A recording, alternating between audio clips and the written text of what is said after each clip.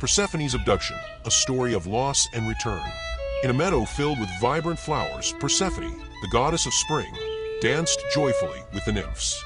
The earth was alive with warmth and beauty, and as Persephone gathered flowers, she marveled at their bloom. Suddenly, the earth trembled beneath them. Before they could react, the ground split open, and Hades, the god of the underworld, emerged in a chariot drawn by shadowy horses. He extended his hand toward Persephone. Persephone, daughter of Demeter, you are called to the underworld. Come with me, Hades commanded. Persephone's heart raced with fear. I belong to the world above, she protested. But Hades was unyielding. You are my queen now, and the underworld is your kingdom. Persephone struggled, but Hades swept her into his chariot, disappearing into the dark abyss.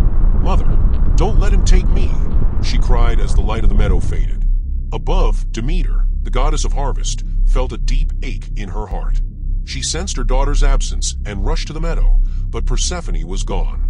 Her grief turned to rage. Where is my daughter? She cried. Zeus, her brother, spoke from the heavens. Demeter, your daughter is in the underworld. Hades has claimed her as his queen. Demeter's fury echoed. The earth will wither without her. I will not let it stand. Zeus agreed to help, and in the underworld, Hades offered Persephone a bargain. Each year, you will return to the earth for a season, he proposed.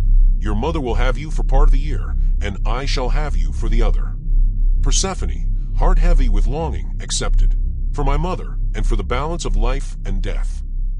As the earth warmed once more, Demeter felt the change, and the fields began to bloom again. The cycle of life and death, now in balance, would continue forever. The end. Be sure to like, comment, share, and subscribe. Thanks.